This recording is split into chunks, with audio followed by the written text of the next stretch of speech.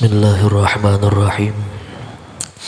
Alhamdulillahil malikil a'la alladzi qala fi kitabih wa may yattaqillah yaj'al lahu makhraja. Allahumma shalli wa sallim wa barik ala sayyidina Muhammad khairil wara wa ala alihi wa ashabihi wa man tabi'ahum bi ihsani ila yaumil liqa. Subhanaka la ilma lana illa ma 'allamtana innaka antal alimul hakim wa la hawla wa la quwwata illa billahil aliyyil azim. Allahumma minka wa bika wa ilaika wa la hawla wa la quwwata illa bik. Allahumma bihaqqi sayyidina Muhammad wa ali sayyidina Muhammad ij'alna fi qalbi sayyidina Muhammad sallallahu alaihi wa alihi wasallam. Hadirin wal hadirat jamaah zikir manaqib kubra rahimakumullah. Masih dalam kajian tafsir surah Al-Baqarah 183. Allah Subhanahu wa taala berfirman, A'udzu billahi minasyaitonir rajim. Bismillahirrahmanirrahim. Ya ayyuhalladzina amanu kutiba 'alaikumus syamu kama kutiba 'alal ladzina min qablikum la'allakum tattaqun.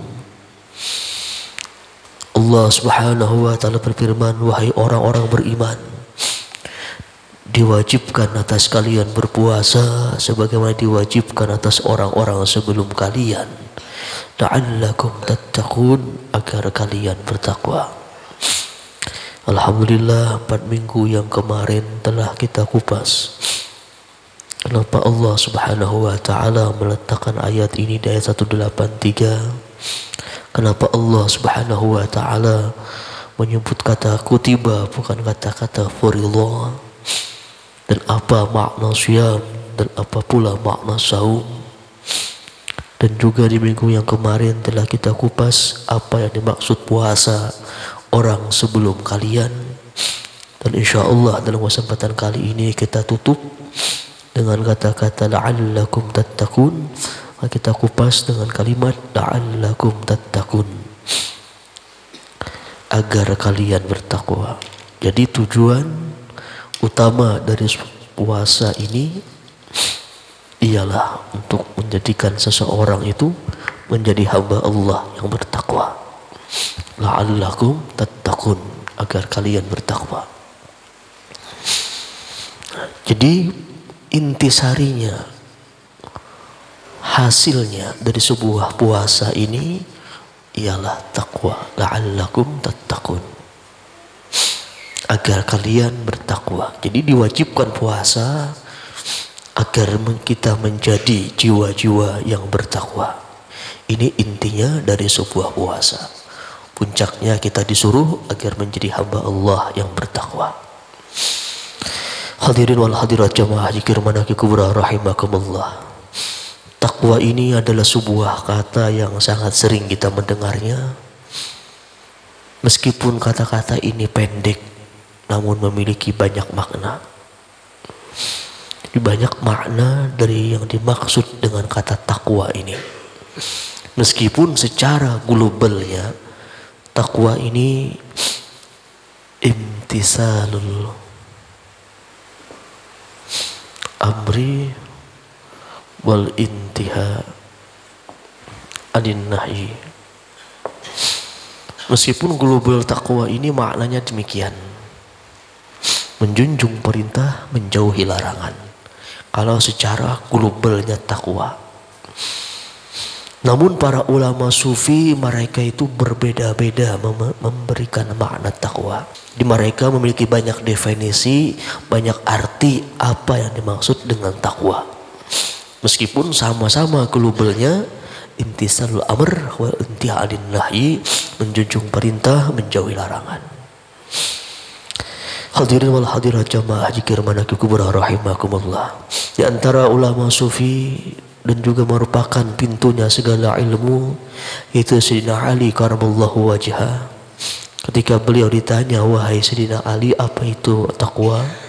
Beliau memberikan jawaban dengan empat kalimat. Al khawfu minal jalil wal amalu bitanzil wal qana'atu bil qalil wal isti'dad liyaumir rahil. Sayyidina Ali ketika ditanya orang, pintu segala ilmu ditanya orang, apa takwa? Beliau jawab, al khaufu minal jalil wal amalu bit tanzil wal qana'ah bil qalil wal isti'dad liyaumir rahil.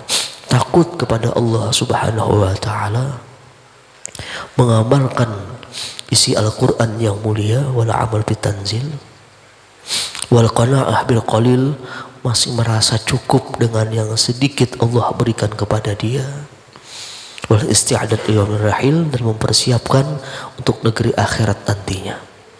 4 kriteria ini, kata Sayyidina Ali, yang dimaksud dengan takwa. Definisinya Sayyidina Ali karramallahu wajhah. Beda lagi ketika Imam Hasanul Basri ditanya orang, wah Imam Hasanul Basri, apa itu takwa? Imam Hasan Basri memberikan definisi arti yang berbeda lagi. Apa kata Imam Hasanul Basri ketika ditanya orang apa itu takwa? Beliau memberikan jawaban yang sangat sederhana. Apa kata Imam Hasanul Basri ketika ditanya orang apa itu takwa? Beliau jawab demikian. Kata Imam Hasanul Basri, jika engkau melihat seseorang, melihat siapapun orang tersebut, lalu engkau berkata dalam hatimu, anta khairun minni,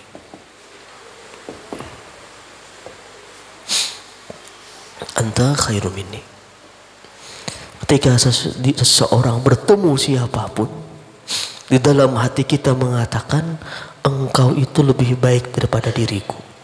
Ini takwa menurut definisinya Al-Imam Hasanul Basri. Anta khairun minni, anta khairun minni. Jadi bertemu siapapun, kalau dalam hati kita, dalam lubuk jiwa kita mengatakan engkau lebih baik daripada aku, ini adalah definisi takwa bagi Imam Hasanul Basri.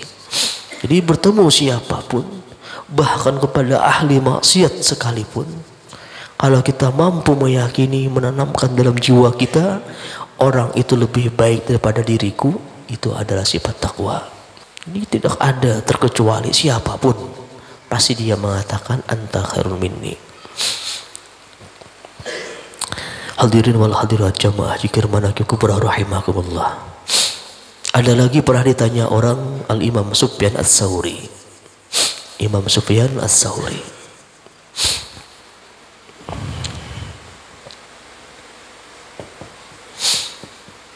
Beliau ini seorang tokoh yang sangat alim, baik dalam ilmu hadis atau ilmu fikih. Bahkan ilmu fikih beliau itu bisa disetarakan dengan imam mazhab Syafi'i, Maliki, Abi Hanifah bin Hambal. Saking alimnya Imam Sufyan Ats-Tsauri. Keilmuan fikihnya setara Imam Empat. Hampir bisa dikatakan selevel Imam Empat. Dan beliau ini gurunya Fudail bin Iyad, gurunya Ibnul Mubarak yang bernama Sufyan Ats-Tsauri. Imam Sufyan Ats-Tsauri ini pernah ditanya orang, wahai Imam, apa itu takwa? Apa itu takwa? Dan beliau pun memberikan jawaban dengan arti atau definisi yang berbeda lagi. Berbeda dari Sayyidina Ali, berbeda dari Imam Hasanul Basri. Dan beliau memberikan jawaban yang juga sederhana. Apa kata Imam Sufyan Ats-Tsauri ketika ditanya orang, apa itu takwa? Beliau menjawab dengan jawaban yang sangat sederhana.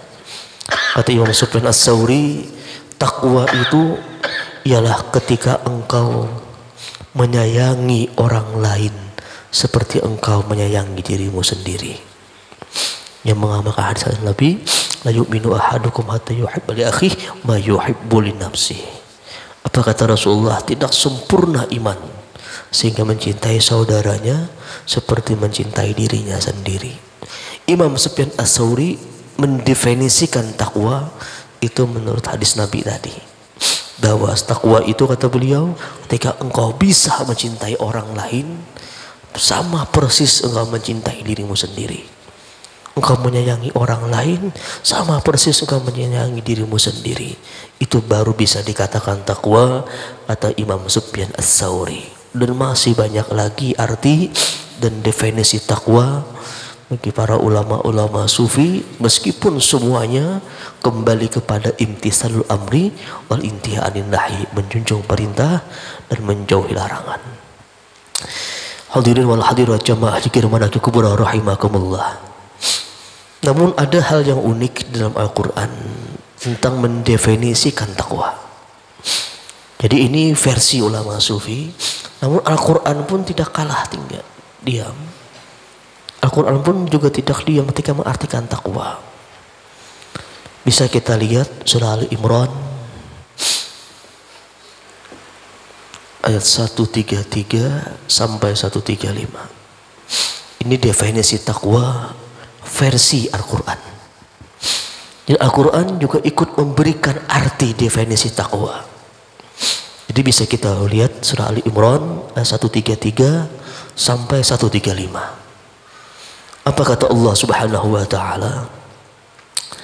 Wasari'u ila maghfiratin min rabbikum wa jannah arduhas samawati wal ardh uiddat lil muttaqin.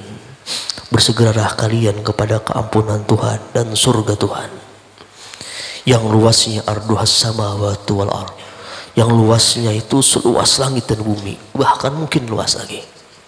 Wa'iddat lil muttaqin, yang disediakan untuk orang-orang takwa. Nah, di ayat berikutnya 134, disinilah arti definisi takwa 134 dan 135. Apa kata Tuhan ketika mendefinisikan takwa? Wa'iddat lil muttaqin, disediakan bagi orang takwa. Apa itu takwa? Alladzina yunfikuna fis sarra'i wad dharra.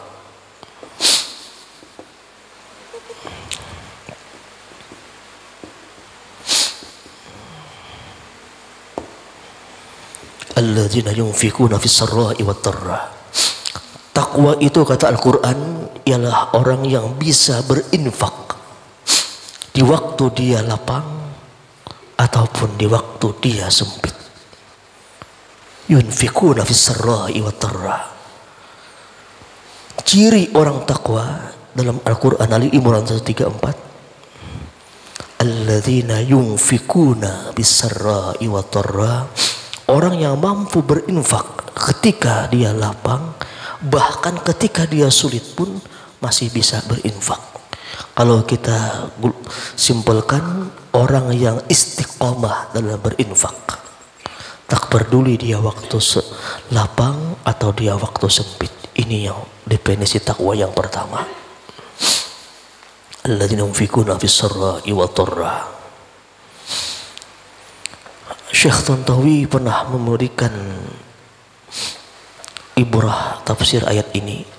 Kenapa Allah Subhanahu wa taala menyebutkan ciri yang pertama ini demikian? Kan ada 4 ciri. Ini yang pertamanya. Jadi ada 4 tanda orang takwa dalam Quran Al-Imran 133 sampai 135 ini. Yang pertama, yunfikuna fis sarra'i wad dharra. Syekh Tantawi, Sayyid Tantawi menyebutkan apa hikmahnya, kenapa Allah menyebutkan di ayat ini dimulai dengan yunfikuna fis sarra'i wad dharra. Yunfikun ini kan fa'il mudhari, maknanya memberi isyarah. Yunfikun, kenapa Allah mengibaratkan kata-kata fi'il mudhari? Ini fi'il mudhari.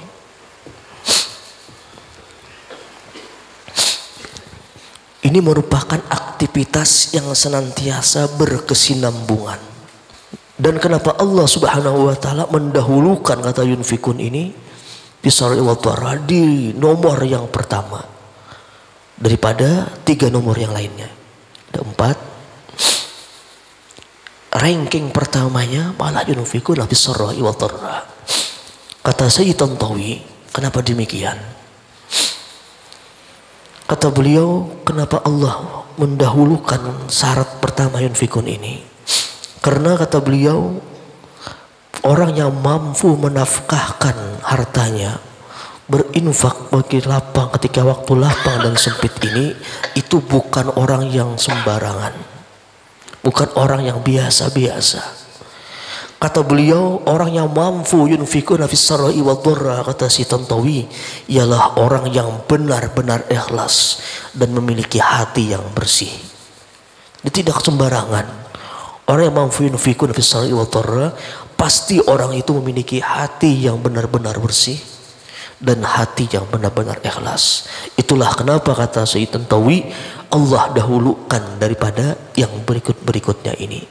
Dan memang secara realitanya orang itu lebih berat yang pertama ini, lebih berat menafkahkan hartanya, berinfak hartanya ketika lapang dan juga ketika sempit. Nah, ini kenapa hikmahnya kata beliau, Allah dahulukan dulu alladzina yunfikuna fis sarai wad dharra. Ini dikatakan oleh Sayyid Tantawi. Yang kedua, wal kaziminal ghaiza. Ciri orang takwa itu wal kaziminal ghaiza.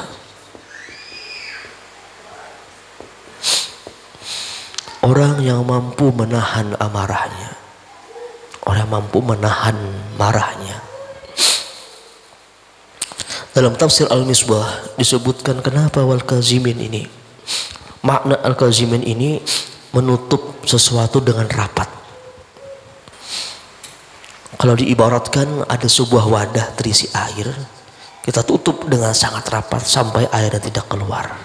Itu makna kazimin dalam tafsir Al-Misbah. Nah, ini isyarah, kata dalam tafsir Al-Misbah menyebutkan hal demikian. Ini isyarah bahwa al-kazimin al-ghaiza ini, bahwa seseorang yang menahan amarah ini, bahwa dalam hatinya itu memang masih ada marah. Namun hebatnya dia mampu menahan amarahnya, tidak meluapkannya lewat perkataannya maupun perbuatannya. Ini hikmah kenapa Allah katakan wal kaziminal ghaiza, orang yang menahan amarahnya. Dan dalam sebuah hadis Rasulullah SAW pernah bersabda, kata Rasulullah, barang siapa mampu menahan amarahnya padahal dia mampu meluapkannya, maka Allah Subhanahu wa ta'ala akan memenuhi hatinya dengan keimanan dan keamanan. Jadi Allah penuhi hatinya dengan keimanan dan keamanan. Kalau kita mampu menahan amarah padahal kita mampu meluapkannya, Allah berikan hati yang penuh dengan iman dan keamanan. Wal kaziminal ghaiza. Ciri yang kedua dari sifat takwa. Yang ketiganya wal afina anin nas. Wal afin anin nas. Memaafkan bagi manusia. Ini lebih tinggi lagi dari kazimin, menahan marah. Dan yang ketiga wal afina anin nas. Dan memaafkan daripada manusia. Memaafkan daripada manusia. Dalam tafsir Al-Munir disebutkan bahwa orang yang mampu memaafkan ketika ada orang yang berbuat aniaya kepadanya, berbuat zalim kepadanya, dia mampu memaafkan. Dikatakan dalam tafsir Al-Munir bahwa ini merupakan tanda bahwa orang itu memiliki sifat kebijaksanaan, tanda bahwa orang itu memiliki sifat bijaksana kalau mampu memaafkan daripada kezaliman seseorang. Ini wal afina anin nas. Dan Rasulullah SAW juga pernah bersabda, kata Rasulullah, barang siapa ingin Allah tinggikan derajatnya, maka hendaklah dia memaafkan orang yang telah berbuat aniaya kepadanya dan menyambung silaturahmi orang yang memutuskan hubungan kepadanya, maka Allah akan meninggikan derajatnya. Wal afina anin nas wallahu yuhibbul muhsinin. Terus ciri yang terakhir, alladzina ija fa'alu fahisha. Alladzina idza fa'alu fahisha.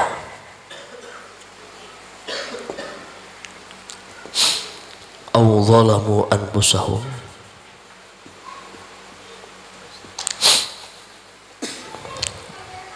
zakarullah fastaghfara li dzunubihim wa ma yaghfiru dzunuba illa Allah walam yasiru ala ma fa'alu wa hum ya'lamun. Apa kata Allah Subhanahu wa ta'ala? Ciri yang keempat takwa itu idza fa'alu fahisyah, apabila dia memperbuat perbuatan fahisyah. Al-Imam Mutawalli Asy'arawi menyebutkan karena makna fahisyah ini, kata Imam Mutawalli Asy'arawi, kata beliau, makna fahisyah itu bisa dikatakan seluruh dosa-dosa besar. Meskipun ada pula ulama yang mengatakan fahisyah itu adalah zina. Namun ada pula, kata Imam Mutawalli Asy'arawi, ada pula yang mengatakan seluruh dosa-dosa besar, jami'ul kabair. Ada yang mengatakan fahisyah itu orang apabila memperbuat fahisyah, dosa-dosa besar. Aw zalamu anfusahum, atau dia menzalim dirinya sendiri. Ini memiliki beberapa makna. Zalamu anfusahum ini ada beberapa makna. Di antaranya makna zalamu anfusahum ini, orang itu memperbuat sesuatu yang merugikan, yang menyakiti, bahkan yang memudarati dirinya. Itu salah satu makna zalamu anfusahum. Ada pula ulama yang mengartikan zalamu anfusahum ini orang yang banyak kejahatannya daripada kebaikannya dan lain sebagainya. Intinya menzalimi dirinya sendiri. Idza fa'alu fahisyah aw zalamu anfusahum zakharullah fastaghfara li dzunubihim, minta ampun bagi dosa mereka. Yang firu dzunuba ilallah, tidak ada yang mengampuni dosa kecuali Allah. Walam yusiru ala ma fa'alu, dan mereka tidak mengakali dosa mereka. Wahum ya'lamun, dan mereka mengetahui. Inti yang keempat ini, ketika memperbuat dosa besar, dia segera minta istighfar kepada Allah Subhanahu wa taala. Nah, 4 tanda ini takwa versi Al-Quran dalam surah Al-Imran 133 dan 135. Nah, ada 4 tandanya: bisa bernafkah, berinfak waktu lapang, waktu sempit, bisa menahan amarah, bisa memaafkan daripada kezaliman manusia, dan yang terakhir, apabila dia melakukan dosa-dosa besar, dia segera istighfar kepada Allah Subhanahu wa taala, dia segera minta ampun kepada Allah Subhanahu wa taala. 4 tanda ini, kriteria ini takwa menurut Al-Quran dalam surah Al-Imran 133 sampai 135. Hadirin wal hadirat jamaah zikir manakib kubra rahimakumullah. Istighfar ini memiliki banyak fadilah. Jadi istighfar ini jangan dianggap sepele. Amalan istighfar ini jangan dianggap hal yang biasa. Jangan dianggap remeh tentang amalan istighfar. Istighfar ini sebuah amalan yang bukan hanya menghilangkan dosa-dosa, bukan hanya menghapus kesalahan-kesalahan kita, bukan hanya meninggikan derajat seorang hamba, namun istighfar ini juga bisa mengabulkan hajat-hajat hamba. Bisa mengabulkan hajat-hajat hamba. Bahkan sampai hajat minta hujan kepada Allah Subhanahu wa taala pun bisa dilakukan dengan istighfar. Hal ini pernah diceritakan oleh Asy-Sya'bi. Kata Asy-Sya'bi menceritakan bahwa di zaman Sayyidina Umar bin Khattab, saat itu sedang musim kemarau panjang.